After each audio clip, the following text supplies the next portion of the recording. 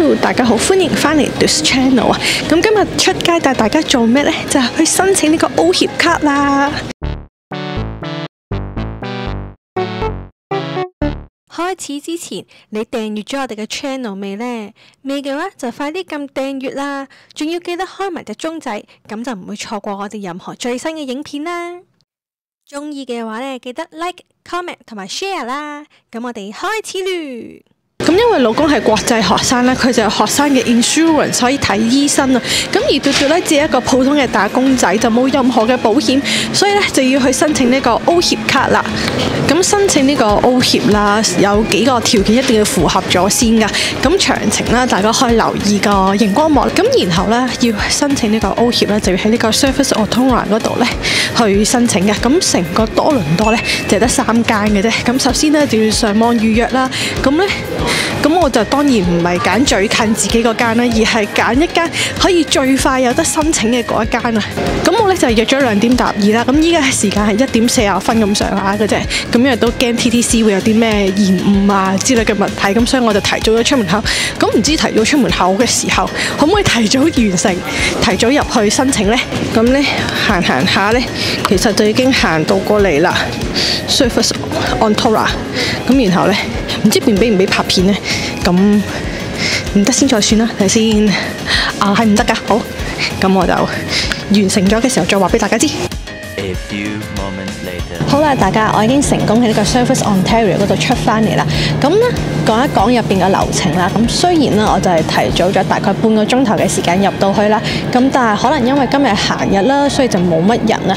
咁個 reception 都好好咁樣，就俾咗張籌我去等嗌飛啦。咁大概等咗2-3分鐘到咧，就嗌咗我嘅號碼。咁去到嘅時候咧，其實我就係同翻佢講話，我係想呢個 apply O 協嘅。咁然之後跟住我就出示咗5樣文件啦，分別就係佢哋嗰張 form 啦，跟住我本 passport 啦，我嘅 working visa 啦，我嘅工作證明啦，同埋呢一個嘅住址證明嘅啫。咁我就出示咗呢5樣文件咧，我就成功拎到我嗰張 O 協啦。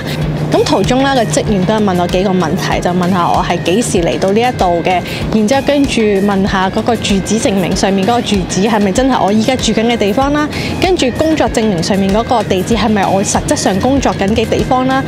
咁即係其實都係一啲好普通嘅問題。咁就同埋問下你究竟你期間即係嚟到，即係我哋8月尾嚟到啦，期間有冇出過境啊咁樣嘅啫，都問翻啲好簡單嘅問題。咁最後咧，佢亦都問咗一個好特別嘅問題，係我完全冇prepare過，亦都冇諗過會問嘅問題啦，就係佢問我，如果我好不幸地喺加拿大度死咗啦，咁會唔會選擇器官捐贈呢？咁佢哋就有2個器官捐贈嘅，一個咧就係譬如捐咗我啲器官俾有需要嘅人士啦，另一個咧就係除咗器官捐贈之外，仲介唔介意將我嘅器官交俾呢個 medical research 用，即係可能係做大體老師之類嘅嗰種啦。咁呢個問題我係完全冇諗過佢會問我㗎。咁但係其實我本身亦都唔抗拒器官捐贈呢樣嘢。咁雖然喺香港啦，我係冇簽過任何器官捐贈卡㗎。咁係因為我覺得喺香港，即使你簽咗器官捐贈卡，但係去到最尾你死咗之後，佢亦都係會問翻你屋企人嘅意願，究竟屋企人想唔想你嘅器官被捐贈。所以你簽卡同唔簽卡根本就唔知有咩分別。咁但係既然嚟到呢度，咁我嘅屋企人就得我嘅老公啦。咁我諗佢應該唔會反對嘅。同埋我本身都覺得器官捐贈呢樣嘢好有意義嘅。咁雖然我唔知道我本身自己地中海貧血啦，咁我嘅血液可唔可以 match 到俾其他人用啦？咁我都唔知嘅呢樣嘢。咁但係我覺得都好有意義，咁所以我就應承咗做器官捐贈啦，同埋呢一個交俾 medical research 用嘅呢一個項目咁樣嘅。咁問晒所有問題之後啦，咁佢就會要求你即時影一張相，咁就係可能就係印喺張卡制度咁之類啩。咁所以大家都唔會着到咁求其啊，唔睇數啊咁樣過嚟啦。係啦，咁總之anyway 啦，咁去到最尾大概用咗10零分鐘到啫，咁就完成晒所有手續。咁我最尾就得到呢一張紙仔啦。咁呢一張紙仔咧，咁就係上面會有一啲你嘅個人資料。咁總之咧就係有呢一張紙仔咧，就已經可以去睇醫生㗎啦。實體卡咧大概要等6個禮拜咧先至有㗎。咁途中咧就可以拎住呢張紙仔就可以去睇醫生㗎啦。就係咁啦。咁咧其實申請 O 協咧，亦都冇好似網上面嘅人講話咁困難嘅啫。因為只要你準備晒所有文件啦，咁你根據時間過嚟啦，然之後跟住就將你所有嘅文件俾個職員啦，咁佢就會核對你嘅文件啊，問你幾個問題啊，然之後同你影張相啊，咁你就可以得到張 O 協啦，係咪好簡單咧？咁因為大家都知啦，無論喺邊個地方睇醫生都係好貴噶嘛。咁呢一度咧，咁你拎到 O 協之後啦，你睇醫生咧就係唔使錢嘅，但不過藥咧係要自己俾嘅。咁但係好似都唔使好貴嘅啫，我就唔知啦。咁詳情咧就去到我睇醫生嘅時候咧，就話俾大家聽。咁應該咧都唔使好耐之後我就會睇醫生噶啦。 2 days later. 大家好啦，咁咧今日咧就係老婆拎完 O 協嘅第2日啦。咁我哋而家咧就去緊睇醫生啦。咁咧點解老婆要咁急咧去睇醫生咧？原因咧就係老婆患上咗呢個關節炎啦。咁未正式確診嘅。咁但係咧上網睇過好多症狀咧，其實佢都應該係屬於類風濕關節炎啊。咁啊大概30歲就發病啦。咁老婆咧就提早咗，未到30歲咧就已經發病啦。咁啊係一個衰老嘅症狀，係一個其實咧，雖然佢叫類風濕關節炎啦，咁咧其實咧就唔係真係風濕嚟嘅，而係一種自我免疫系統失調嘅疾病啊。咁咧就係自己嘅免疫細胞咧攻擊自己嘅手嘅關節啦，咁咧令到佢咧隻手咧就唔係幾屈曲得到，變成雞絲手。咁特別咧就係朝早起身嘅時候咧，就幾乎係喐唔到啊。咁咧所以咧就要睇醫生啦。跟住啲關節都變得好大粒咧。咁啲關節咧好似有少少變形啦，開始，但係咧其實老婆只係發病咗2-3個月嘅啫。咁上網睇啲人講咧，其實好似係要2年先變形嘅。咁唔知點解老婆咧手指變形得咁快啦？